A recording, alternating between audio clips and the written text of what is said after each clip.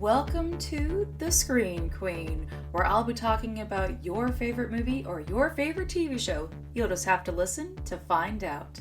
Here is your host, Samantha Parrish. Hello there and welcome back to the show. As always, my name is Samantha Parrish and you are listening to your female Tarantino, The Screen Queen. So after your host took a much needed rest from the clusterfuck of what happened in the To Kill a Mockingbird episode, I didn't think about podcasting, I didn't think about writing, I just got to take some time for myself. But over the weekend, I saw a trailer compilation for the upcoming films in 2024, and a film called Boneyard caught my attention that I'll be talking about for this week's episode of Trailer Time. I'm just gonna say it. This could potentially be my new favorite biotopic if it's done right. I am a huge fan of true crime, but I like it in the sense that I want to know what happened, and I take it with like a grain of salt that not everything is going to be 100% valid, but also I do want to know how I can be able to further protect myself as a woman. That's my takeaway from it. So if this film is able to like educate as well as show the true story of what happened while respecting the victims, I'm all for it. So here's what Boneyard is about.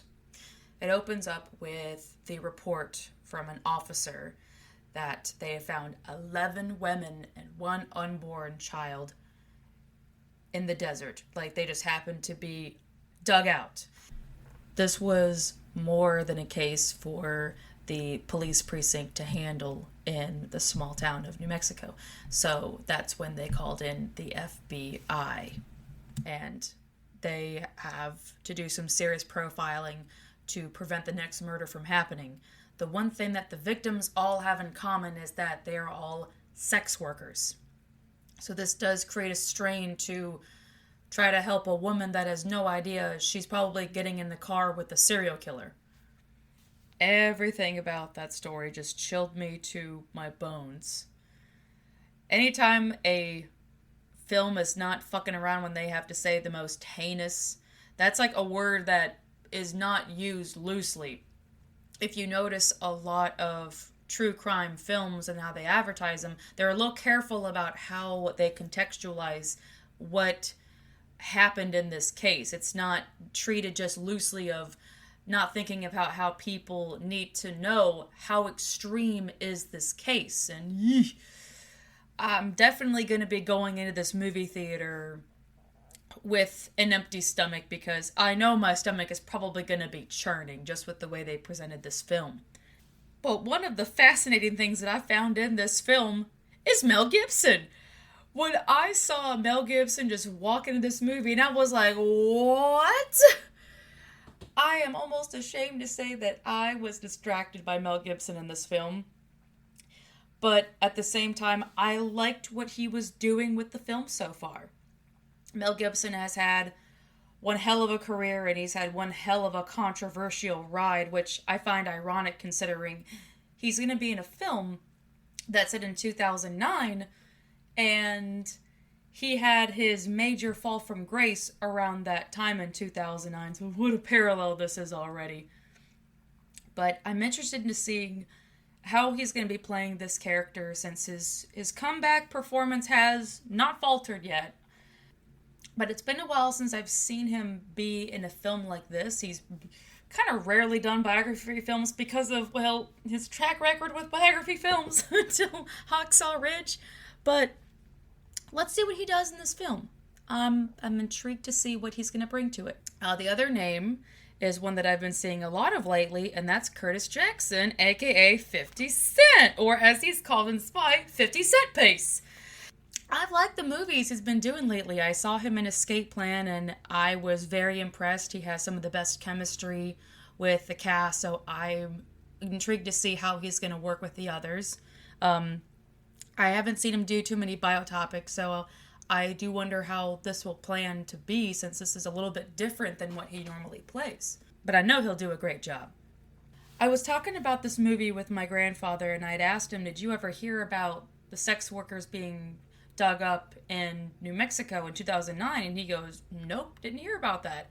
And I had to think where I was in 2009, where I was at the age that I was kind of paying attention to the news, but kind of not paying attention to the news. And there was nothing that I heard about this. And I had told Papa about the film to say that it would be interesting to see why they left it dormant. And my grandfather made a very good point by saying, well, maybe there's a reason why they can't talk about this. Like, that is true. And in the world of true crime, there has now become this silent respect for the victims in these cases. They don't need to have the worst day of their life aired out all the time. There's a lack of privacy and an invasion on someone's personal life, that their personal life has now become no longer personal because now it's been eaten up by the public. Nowadays, there's a lot more quiet grace to it. And I wonder what kind of quiet graces are going to be talked about with this film.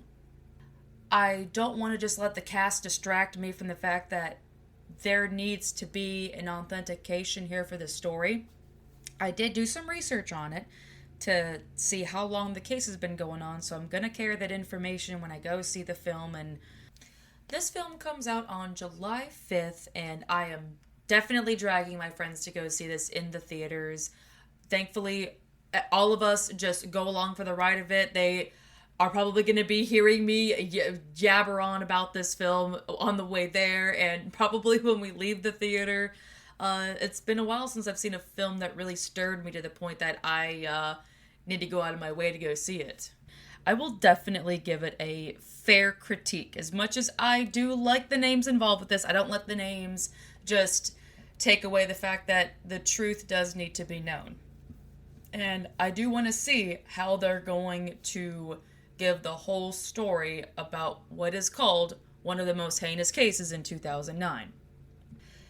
And with that said, this has been your episode of Trailer Time. Upcoming this Friday is going to be the premiere of the episode Swallow. If you'd like to catch up with me in between uploads, you can find me on my Instagram at the Queen of the Screen. And if you are also looking for another place to listen to the Screen Queen, I am now available on YouTube, which has made a world of difference. It's become very popular on there. I've been checking it every week, and it's nice to see the numbers pulling in.